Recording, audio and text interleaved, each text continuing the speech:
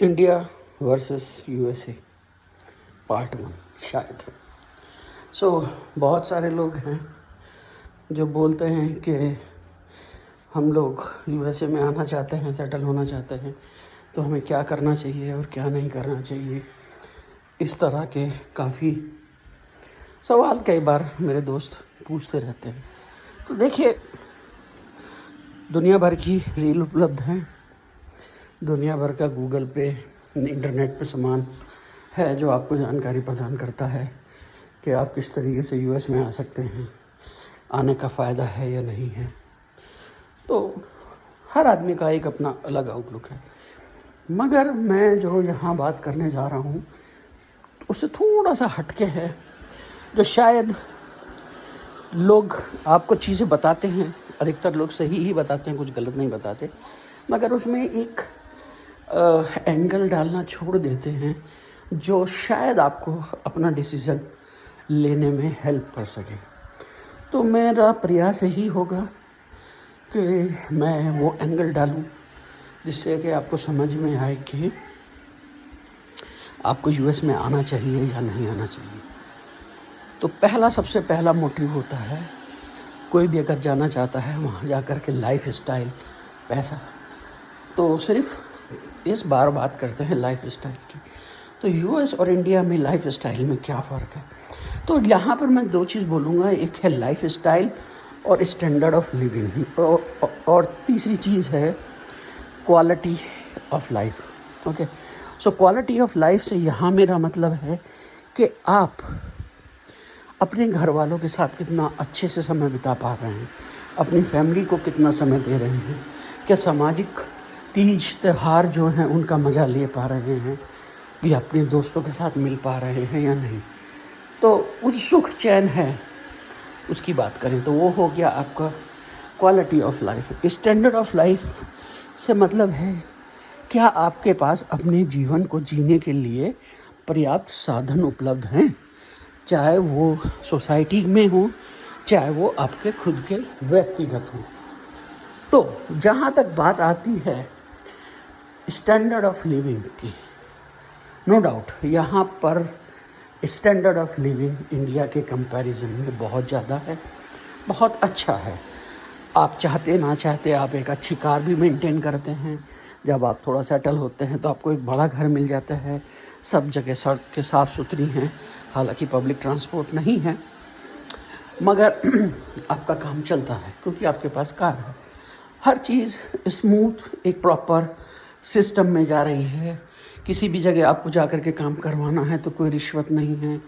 जो आपको paper produce करने हैं आप वो पेपर प्रोड्यूस कीजिए, आप जाकर आपका काम हो जाएगा। आपका लाइन में जो नंबर है वो आपका लाइन में वही नंबर रिटेन रहेगा। इस तरह की बेसिक सुविधाएं या स्टैंडर्ड ऑफ लिविंग जो है वो यहाँ है। मगर जहाँ बात आती है क्वालिटी ऑफ लिविंग, यानी कि आप कितना समय अपना फैमिली या अपने यारों रिश्तेदारों के साथ, चाहने वालों के साथ स्पेंड कर रहे हैं, वो यहाँ बिल्कुल नहीं है। आप अपनी इमीडिएट फैमिली के साथ बेशक टाइम स्पेंड कर लेंगे, आपका work life balance most of the cases में अच्छा होगा। आप शाम को 5 बजे 6 बजे के बाद काम बंद कर देंगे, 6 बजे के बाद अपनी फैमिली के साथ रह लेंगे।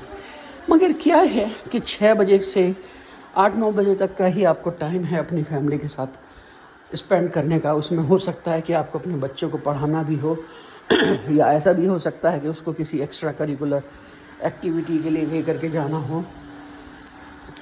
तो मंडे से फ्राइडे तक यहाँ पर लोगों के पास अपने खुद के लिए ही एक प्रॉपर टाइम नहीं होता, दूसरे को देने के लिए तो भूल जाइए, ठीक है। जबकि और आपको यहाँ किसी से मिलने जाना है, नॉर्मली अपने पड़ोसी से भी मिलने जाना है, तो भी आप थोड़ा सा हेजिटेंट होते हैं, उनसे पूछ करके या उनसे टाइम ले करके जाएंगे। आप सीधा जा कर के उनका दरवाज़ा नहीं खटखटा देते हैं, ठीक है। जो चीज़ इंडिया में आप आज भी करते हैं, ठीक है, किसी से मिलना है सीधा मुँह उठाइए चले जाइए। अदर देन के कहीं आपको बहुत दूर जाना है तो वो बात अलग है, और वो आदमी आपको उतनी ही ओपन हार्ट वेलकम करेगा। यहाँ ये चीज़ थोड़ा कम है। फिर फेस्टिवल्स, आपको अधिकतर फेस्टिवल्स हाँ, मंदिर है, मंदिर में जाकर के आप देख सकते हैं, मना सकते हैं, भीड़ भी दिखाई देगी। परंतु जो फेस्टिवल को मनाने का मज़ा और एसेंस आपके लोकल में है, अपने इंडिया में है, वो मज़ा आप यहाँ कभी भी नहीं देख पाएंगे। वो आप हमेशा मिस करेंगे।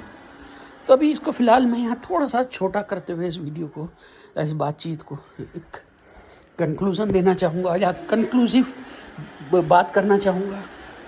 अगर आपके पास इंडिया में लोग हैं जो आपको प्यार मोहब्बत करते हैं, इंडिया में आपको किसी भी तरह से वास्तविकता में अकेलापन महसूस नहीं होने देते हैं, तो इंडिया बहुत बेहतर है। और अगर आपके पास सही जॉब है, आपके लाइफ में एज सच फाइनेंशियली कोई बहुत बड़े चैलेंजेस नहीं हैं, इंडिया बहुत बेहतर है।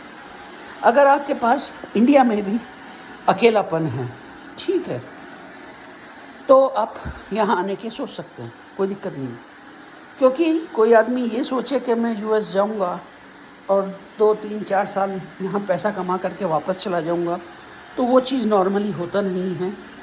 उसके कुछ मुख्य कारणों में से एक कारण तो ये है कि आपको यहाँ साल 2 साल तो सेटल होकर के पैसा बचाने की शुरुआत में ही लग जाएंगे। तो और जब आप 4 साल में 5 साल में पैसा बचाएंगे, तब तक आपकी फैमिली, आपके बच्चे यहाँ के एजुकेशन सिस्टम में, यहाँ के सिस्टम में इस तरह अडॉप्ट कर चुके होंगे कि उनको और आपके लिए ये सिस्टम छोड़ के जाना बहुत मुश्किल हो जाएगा। और इसके साथ एक और चीज़, अगर आप अपने पेरेंट्स के करने वाले अकेले हैं, तो यहाँ बहुत सोच समझ करके आइएगा।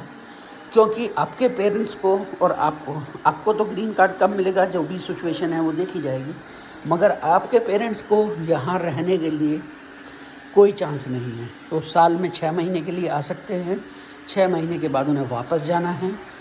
उसके अलावा आपके पास कोई ऑप्शन नहीं है। जितने टाइम आप वीज़ा की जिद्दोजहद में रहेंगे, आपके पास भी हमेशा एक प्रॉब्लम रहेगी कि आपको जाना है, स्टैंपिंग करानी है, आज वीज़ा के लिए स्लॉट अवेलेबल है या नहीं है। आज की तारीख में आप सभी को पता है वीज़ा से रिलेटेड जो भी इश्यूज़ हैं। तो ये चीज़ ज़रूर कंसीडर कीजिए। शायद ये जानकारी आपके कुछ काम आए, और काम आए तो अच्छी लगे तो उस पर अमल कीजिए। धन्यवाद। जय श्री राम।